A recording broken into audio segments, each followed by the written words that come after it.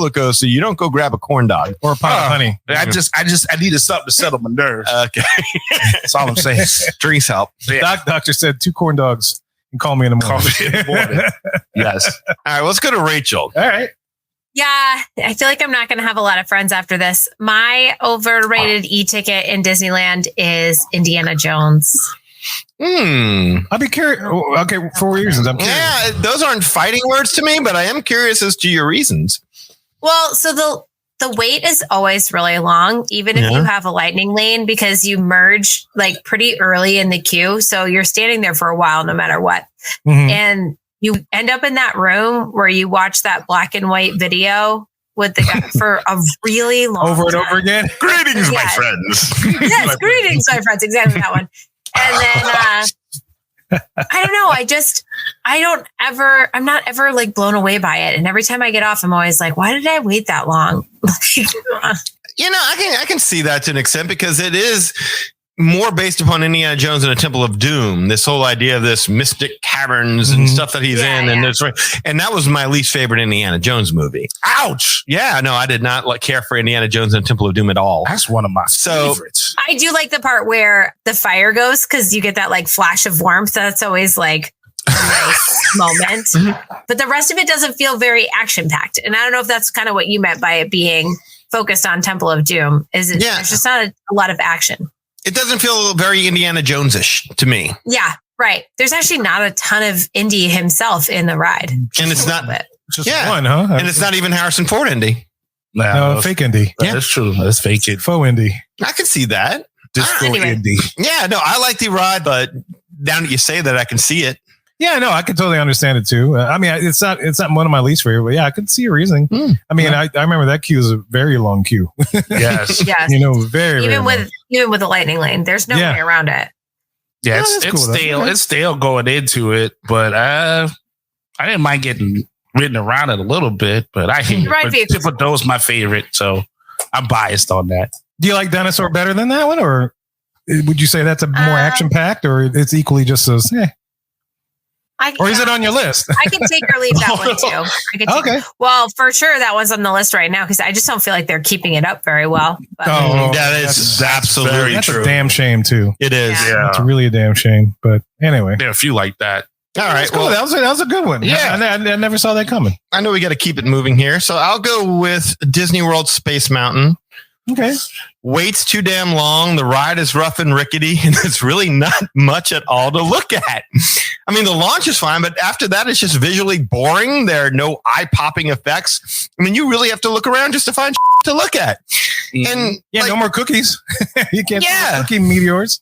Shouldn't there be like more stars in space? I don't know. I mean, why are we building telescopes to see into space if it's just dark? That's basically all it is.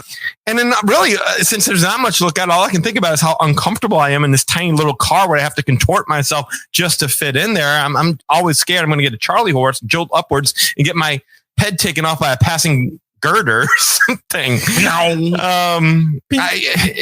can't even see the next turn coming just so you can prepare yourself for the coming jerks back and forth that you get. So surprises in space. Yeah. I mean, I know they say it's a classic, but they must mean classic in the way that silent movies are classics and record players are classics and Ataris are. I mean, great things that have served their time and are no longer as good as what has come after them. Well, sure. Yeah. Classic. If that was the first one. Yeah. I mean, since then they've made it totally different. Disneyland Space Mountain, Paris' Space Mountain, great rides. This one, And it's the OG, so it's like there's some things that they had to improve on when they built it in other parks for sure. No, but to your point, I can see Danny, that. the only stars I ever see it is when my knee is hitting up against the back part of that seat too. Yeah, that's it. There is one side that I think is like noticeably better than the other side, and I forget which is which. The longer side?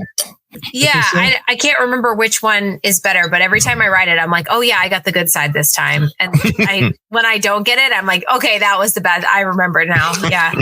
So there is one, and then that's not great, right? Because you have no control over what side you get. So right, true. There shouldn't be that kind of difference. I guess that maybe takes me into one of mine. Sure. One of mine for Walt Disney World is Soarin', and specifically Soarin' Around the World, because I don't think it's cool that if you get in the A section or the C section, you have a like much worse experience. The video is completely warped. Yeah. It just doesn't look real. And it's really only a great attraction if you're in the B section. And then like 1/3 of people get a good view and that's it. Like, I don't know. I don't like that. So it's really not even all that noticeable until you get to the Eiffel Tower, is it? Right. Yeah. And that's the worst, but there are other parts of it too. Yes. Like you look at it, like, is that quite not, when the Eiffel Tower comes up, it's like, oh, that's obvious. That's obvious. What it is. But you never had that problem with the original Soarin' that I could remember. Right. No, I think there's more care for filming that versus this one seemed to be pretty quick. Yeah, I can see why that would be an issue. I mean, I still enjoy the experience, but I can see why that would be an issue. Yeah, yeah. I'll go with ones if we're in Walt Disney World where regardless of the experience, I don't like it. It's my least favorite. I have experienced this one as opposed to the Ferris wheel thing, but that is Mission Space. I'm just and either or. It doesn't matter to me. Yeah. If I had to pick one, I'm going to do the one that doesn't spin. But yeah, there's just nothing motivating me to get back on that thing at all. Yeah, I don't blame you. And just the fact that I actually would pick this, if I had to pick two between Ferris wheel and Mission Space, I would to ride. If somebody said, "Hey, you got to ride this," I would pick Mission Space. Just only because I know I'm already close to the ground. Right. Whereas the Ferris wheel, I'm close to the ground every once a rotation. So if something happens, gravity will either take me pushed up against a wall and close to the ground, which is okay, or plummeting how many ever feet in the air. Ouch. Terrible. Yeah, look, the reason I don't ride, I've ridden the tame version. What is it? The green version, which to me, that makes no sense because you're green if you're sick after riding the thing. So they should reverse that because that's trickery. But the reason I don't put it on this list is because I wouldn't ride it because of the motion sickness experience. It's kind of like Star Tours. That could easily make this list for me because every single time I ride, I get sick. But everything about the ride is perfect except for the motion sickness. And I'm just so happen to be one of those people who's susceptible to motion sickness. So I don't ding it for that. I mean, I love C-3PO being there, the different adventures you go on and whatnot. So similar with Mission Space, it's like, it's just the motion sickness. That's just, I don't want to be sick walking out of there. So it's hard for me to ding it on that basis.